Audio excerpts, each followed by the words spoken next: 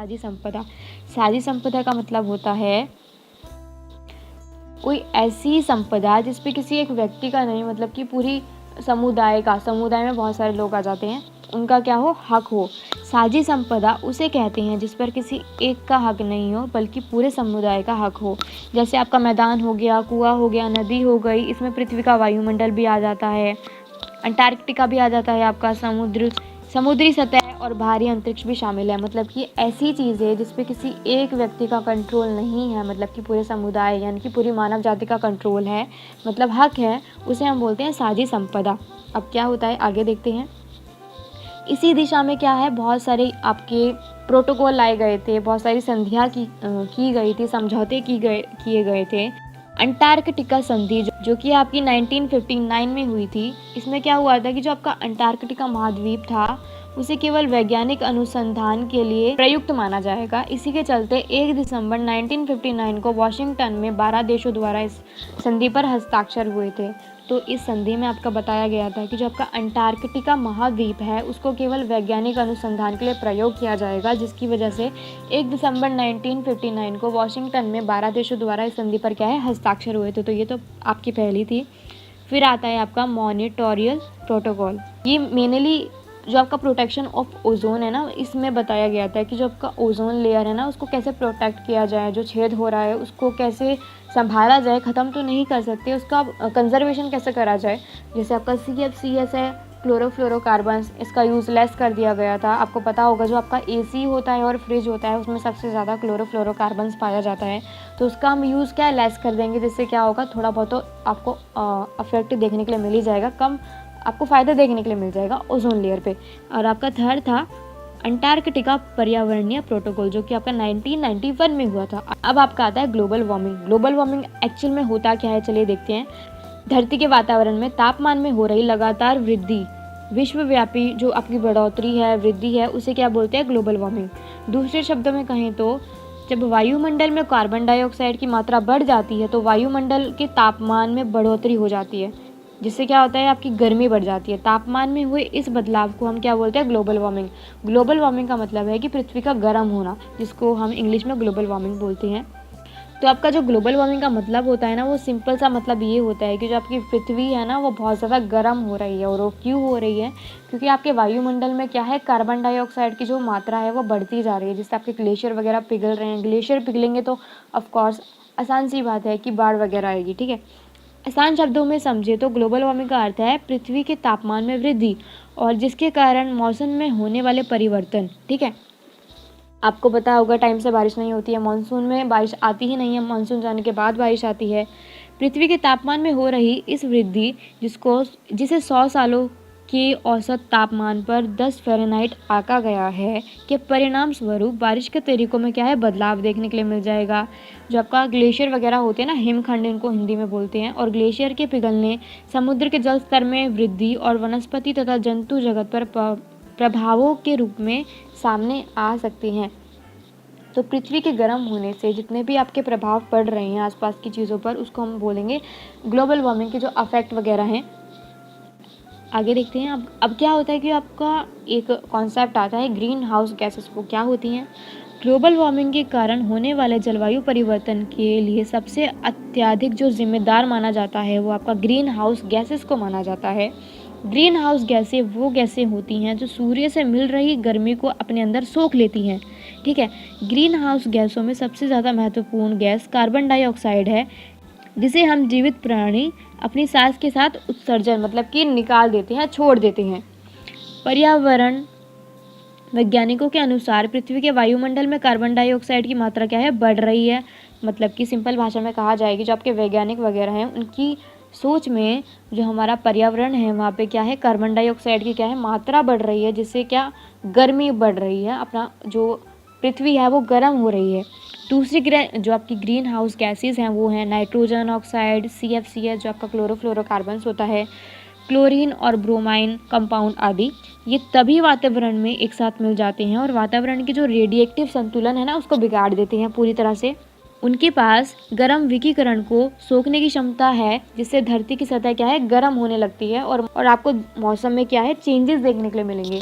सर्दी कभी टाइम पे नहीं आएगी, बारिश कभी टाइम पे नहीं आएगी। मानसून जाने के बाद आपको बारिश देखने के लिए मिलेगी। जो आपकी ठंड होगी वो बहुत ज़्यादा हो जाएगी, जैसे बर्फ़ पड़ने वाली हो जाएगी आपके एरिया में। तो इसी सारी जो आपके चेंजेस का साक्षी है वो आपका ग्लोबल वार्मिंग है। आगे आपका आता है साझी परंतु अलग अलग जिम्मेदारी। वैश्विक साझी संपदा की सुरक्षा को लेकर भी विकसित एवं विकासशील देशों का मत भिन्न भिन्न है। जैसे कि आपके हर देश की, यानी कि जो आपका विकासशील और विकसित देश थे, उनकी सोच अलग थी, उनकी जिम्मेदारी अलग थी, उनकी प्रॉब्लम्स अलग थी। वैसे ही इनका साझी संपदा को लेकर भी क्या है, मत अलग है, मतलब उनकी थिंकिंग अलग है इस चीज़ को लेके।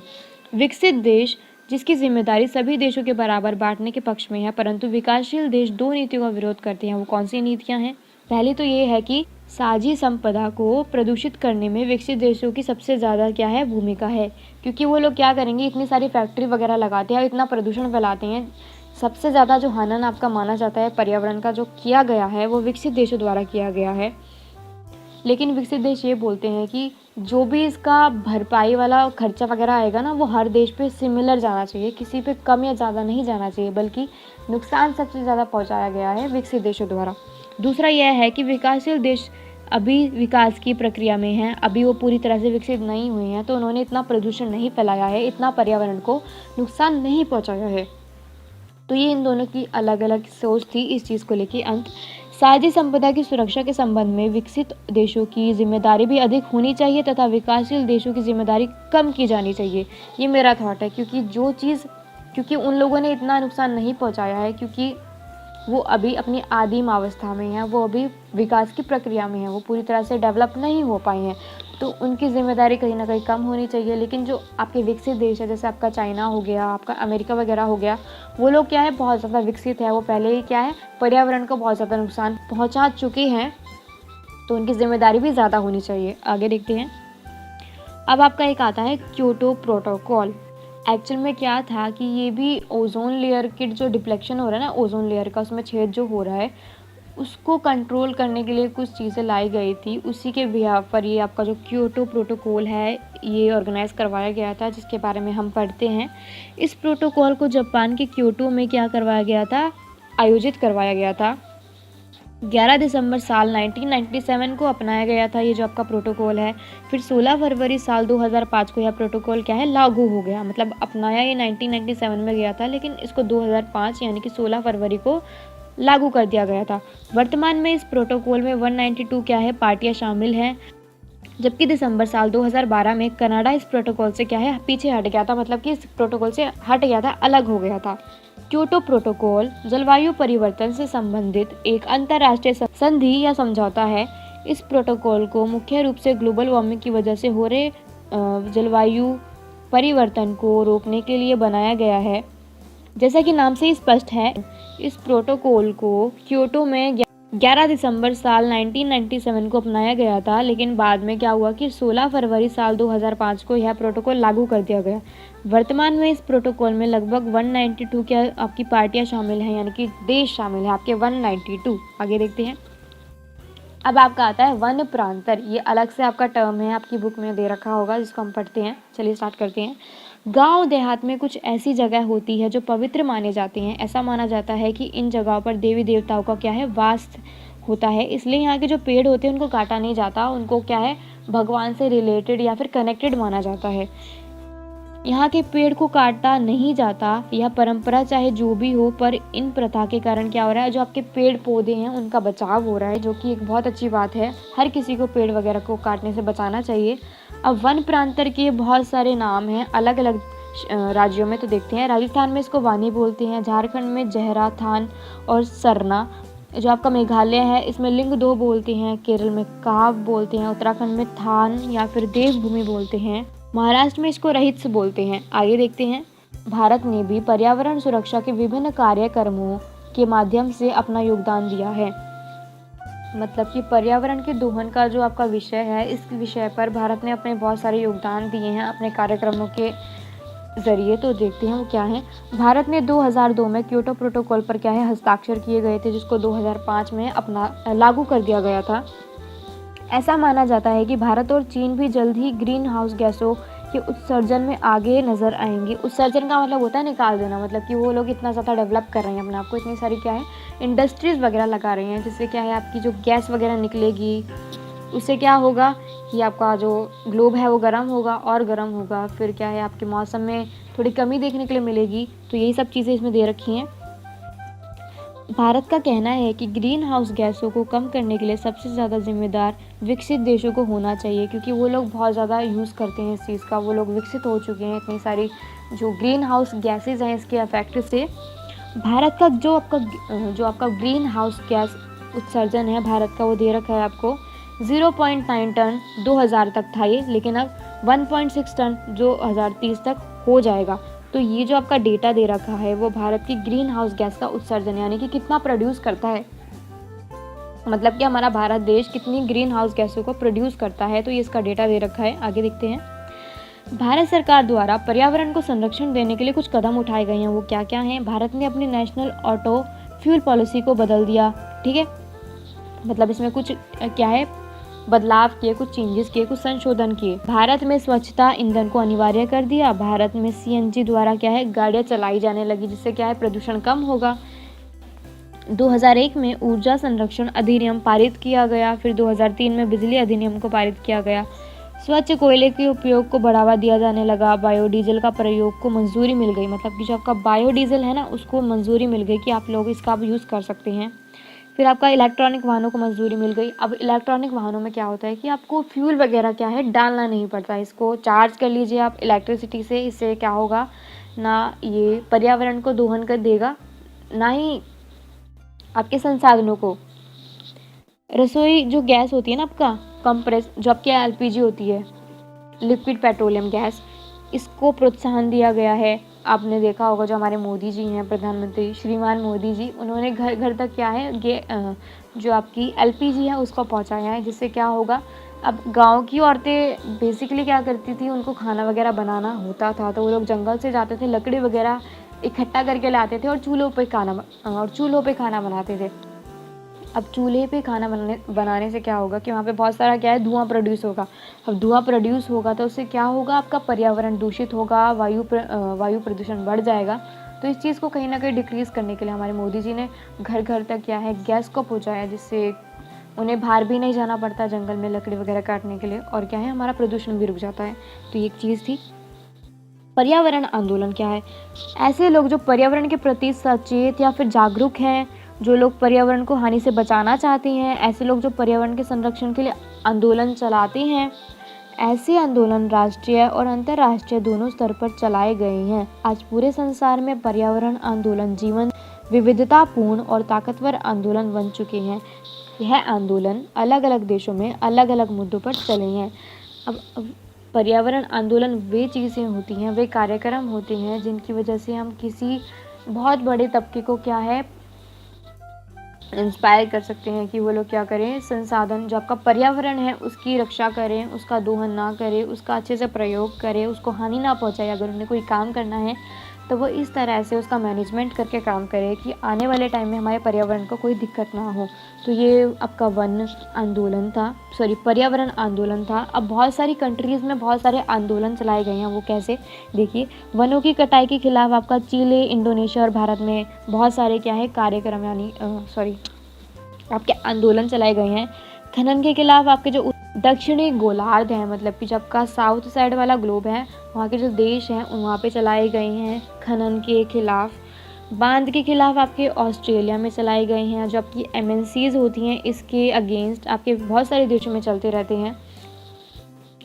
दक्षिण देश जो आपके Mexico, Chile, Brazil, Malaysia, Indonesia, Africa और भारत में वन आंदोलन चलते ही आ रहे हैं, क्योंकि इन देशों में सबसे ज़्यादा क्या है वनों को काटा वगैरह जाता है। तो इसी चीज़ के प्रति सचेत करने के लिए लोगों को यहाँ पे आंदोलन चलाने पड़ते हैं। यहाँ पर क्या होता है कि जो वन होते हैं ना उनकी कटाई का विरोध होता है। खनिज उद्योग पृथ्वी पर मौजूद सबसे ताकतवर जो है आपका उद्योग है, इसको रोकने के लिए भी बहुत सारे आंदोलन होते हैं बहुत सारे देशों में। खनिज उद्योग धरती के भीतर मौजूद संसाधनों को बाहर निकालना है, खनिज उद्योग का काम क्या होता है? खनिज उद्योग धरती के भीतर मौजूद संसाधनों को बाहर निकालता है, जबकि केमिकल वगैरह होते हैं उसका भरपूर प्रयोग करता है, जिससे आपकी जो फर्टिलिटी होती है मिट्टी की वो कहीं ना कहीं गिर जाती है। तो इस चीज़ को कम करने के लिए भी इसके खिलाफ क्या है, आंदोलन वगैरह आते रहते हैं। भूमि और जल मार्गों को प्रदूषित करता है ये जो आपका खनिज उद्योग है, और स्थानीय वनस्पतियों का विनाश कर देता है। इसके कारण लोगों को विस्थापित यानी कि अपने घर को छोड़कर दूसरी जगह जाकर बस जाना पड़ता है। इस कारण विश्व के कई भागों में खनिज उद्योगों की बहुत ज़्यादा आलोचना होती है, विरोध होते हैं। उदाहरण के लिए फिलीपींस में कई समूह और संगठन ने एक साथ मिलकर एक ऑस्ट्रेलियाई MNC वेस्टर्न माइनिंग कॉरपोरेशन के खिलाफ बहुत सारे क्या है, आंदोलन भी चलाए हैं। कुछ आंदोलन बड़े बांधों के खिलाफ भी हुए हैं। बांध विरोधी आंदोलन नदियों को बचाने के लिए आंदोलन के रूप में देखे जाते हैं। 1980 के दशक के शुरुआती में मध्यवर्ती वर्षों में विश्व का पहला बांध विरोधी आंदोलन दक्षिण गोलार्ध में चलाया गया था। फिर ऑस्ट्रेलिया में चला आंदोलन फ्रैंकलिन नदी तथा इसके परवर्ती वर्णों को बचाने के लिए था। दक्षिणी गोलार्ध के देशों में तुर्की से लेकर थाईलैंड और दक्षिण अफ्रीका तक, इंडोनेशिया से लेकर चीन तक बड़े बांधों को बनाने के लिए बहुत सारे आंदोलन चलाए गए, जिसकी वजह से इन सब के बीच में बहुत सारी होड़ मच गई थी। मतलब ये सारे देश देख रहे थे कि अगर एक देश बांध बना रहा है तो मैं भी बनाऊंगा, और एक को देख के बहुत सारे देशों ने सेम चीज़ को फॉलो करना स्टार्ट किया। उसके बाद क्या हुआ कि बहुत सारी चीज़ें दिक्कत में पड़ गई थी। फिर वहाँ के स्थानीय लोगों ने इसके खिलाफ आंदोलन वगैरह चलाया। भारत में भी बांध विरोधी आंदोलन चलाए गए हैं, जो कि आपका नर्मदा नदी बचाओ आंदोलन है। अब आपका टर्म आता है कि संसाधनों की भू राजनीति, मतलब कि संसाधनों को लेकर भी लोग राजनीति करते हैं, पॉलिटिक्स करते हैं। वो कैसे? इस संसार में विभिन्न स्थानों पर विभिन्न प्रकार के क्या है, आपको संसाधन उपलब्ध हैं। इन संसाधनों को लेकर जो झगड़ा है वो अतीत से चलता आ रहा है, मतलब कि बहुत लंबे समय से इन संसाधनों को लेकर क्या है, झगड़ा चलता आ रहा है। किसी देश के पास खनिज संसाधन है तो किसी देश के पास तेल संसाधन है। जैसे आपका अरेबियन कंट्रीज़ वगैरह हो गई, वहाँ पे जो तेल के भंडार है बहुत सारे होते हैं। तो कुछ देशों के पास नदी, पहाड़, चट्टान है, कुछ देशों के पास वृक्ष, वनस्पति, जानवर, पानी इत्यादि। यूरोपीय ताकत का विश्व प्रसार का मकसद संसाधन ही था। मतलब कि जो यूरोपीय देश हैं वो कहीं ना कहीं बहुत सारी कंट्रीज से संसाधनों को खींचना चाहते थे, गेन करना चाहते थे। तो उनका मेन मकसद ये था कि दूसरे देशों के क्या है, संसाधन को अपने ओट में ले लेंगे, अपने कंट्रोल में ले लेंगे। इमारती लकड़ी, तेल संसाधन हमेशा से महत्वपूर्ण रहे हैं, क्योंकि लोगों को इसकी ज़रूरत हमेशा से पड़ती रही है। पेट्रोलियम पर नियंत्रण बनाने का जो प्रयास है वो हमेशा से किया जाता रहा है। तो ये कुछ पॉइंट थे जिस पे हम देख सकते हैं कि भू राजनीति होती है, मतलब संसाधनों को लेकर भी बहुत ज़्यादा राजनीति करते हैं लोग। और वो राजनीति क्या होती है कि वो किसी भी देश से उसके संसाधनों को खपचियाना, यानी कि उनसे छीन लेना, अपने कंट्रोल में ले लेना, संसाधनों की भू राजनीति कहलाती है। आगे और भी ऐसी चीज़ें हैं, जैसे आपका खाड़ी देशों के तेल संसाधनों को हथियाने के लिए हमेशा प्रयास करते रहे हैं लोग। कभी उन पे हमला कर देते हैं तो कभी उनके संसाधनों पर सीधा हमला बोलने के लिए वो लोग वहाँ के लोगों को परेशान वगैरह करते हैं। सऊदी अरब विश्व का सबसे बड़ा तेल उत्पादक देश है। इराक दूसरे नंबर पर आता है। पानी भी एक बहुत ज़्यादा क्या है, महत्वपूर्ण संसाधन है। पानी के बिना जीवन नहीं हो सकता, और विश्व के कुछ हिस्सों में साफ पानी उपलब्ध नहीं है, जिसको लेकर बहुत सारी लड़ाई वगैरह होती रहती हैं। इसलिए जल संसाधन फसाद की जड़ बन सकता है। और आने वाले टाइम में ये कहा गया है, ऐसा माना जाता है कि तीसरा जो आपका विश्व युद्ध होगा ना, वो जल के प्रति होगा, मतलब जल को लेकर होगा, पानी को लेकर आपका 3rd वर्ल्ड वॉर होगा, ऐसा अनुमान लगाया जाता है। जल संसाधन के नज़दीकी देश इसका दुरुपयोग करते हैं। पानी को लेकर हुई बहुत सारी आपको लड़ाइयाँ देखने के लिए मिल जाएंगी, जैसे कि पानी को लेकर बहुत ज़्यादा हिंसक झड़प भी हुई है लोगों के बीच में। जैसे उदाहरण के लिए 1950 से लेकर 1960 के दशक में 1950 से लेकर 1960 के दशक में इजराइल, सीरिया और जॉर्डन के बीच बहुत सारे युद्ध हुए हैं। तुर्की, सीरिया, इराक के बीच फरात नदी के जल को लेकर भी बहुत ज़्यादा विवाद है। तो इन देशों के बीच में क्या है, पानी को लेकर हमेशा कहीं ना कहीं अनबन बनी रहती है। अगला आपका आता है मूलवासी। ये आपका टर्म आपकी बुक में दे रखा है, आप देख सकते हैं, किसी बॉक्स में दे रखा है। तो चलिए देखते हैं होता क्या है। मूलवासी लोगों को ऐसे लोगों का वंशज माना जाता है जो किसी मौजूदा देश में बहुत दिनों से रहते चले आ रहे हैं। फिर किसी देश की संस्कृति जातीय मूल के लोग यहाँ आए और इन लोगों को अपना गुलाम बना लिया, जिसको हम मूलवासी बोलते हैं। मूलवासी आज भी अपनी संस्कृति परंपरा के अनुसार रहते हैं। जैसे कि आप देखेंगे कई कई बहुत सारे जंगल हैं जहाँ पे आदिवासी लोग रहते हैं, वो आज भी क्या करते हैं, अपना पुराना कल्चर फॉलो करते हैं। वो लोग कपड़े के नाम पर क्या पत्ते पहनते हैं, शिकार करते हैं, मछलियाँ खाते हैं, फल वगैरह खाते हैं, गुफाओं में रहते हैं। तो वो लोग क्या है, अपना आचरण नहीं छोड़ा है उन्होंने, जिसको हम मूलवासी बोलते हैं। अपने खास धर्रे पर जीवन का यापन करते हैं, मतलब उनके पास जितनी चीज़ें होती है वो उसी में क्या है, अपना जीवन यापन कर लेते हैं। दुनिया भर में मूलवासी रहते हैं, जो ज़्यादातर आपके जो मूलवासी आपको देखने के लिए मिलेंगे वो शहरों में भी मिलेंगे और जंगलों में भी मिलेंगे। जो जंगलों में मिलेंगे वो आपके आदिवासी हो जाएंगे। इनके रहन सहन, संस्कृति, परंपरा में कुछ समानता है, मतलब बहुत सारे ऐसे लोग आपको मिल जाएंगे जो आपके मूलवासी हैं, जिनके रहने में बहुत सारी सिमिलैरिटीज़ देखने के लिए मिल जाएंगी। वो लोग खाना भी सेम तरह का भी खाते हैं। ये क्या करते हैं, जो अपनी परंपरा है ना उसको बहुत ज़्यादा क्या है, महत्व देते हैं। तो ये चीज़ थी हमारी मूलवासी जो मैंने आपको बताया। तो आज के लिए इतना ही, हमारा चैप्टर इतना ही था। आने वाले टाइम में आपको मैं सारी वीडियोस प्रोवाइड करवा दूँगी, हर चैप्टर की वीडियो आपको देखने के लिए मिल जाएगी। तो ऑलमोस्ट हमारी इस बुक का सिर्फ एक चैप्टर रहता है, इसके बाद हमारी ये वाली बुक क्या है, ख़त्म हो जाएगी। देन हम नेक्स्ट अपनी बुक स्टार्ट करेंगे। होप करती हूँ आपको मेरा समझाया हुआ चैप्टर पसंद आया होगा। अगर पसंद आया है तो बहुत बहुत शुक्रिया। हमारे साथ जुड़े रहिए, क्योंकि आने वाले टाइम में आपको ऐसी ही बहुत सारी वीडियो देखने के लिए मिलने वाली है। तब तक के लिए stay tune. Thank you, tata, bye, take care.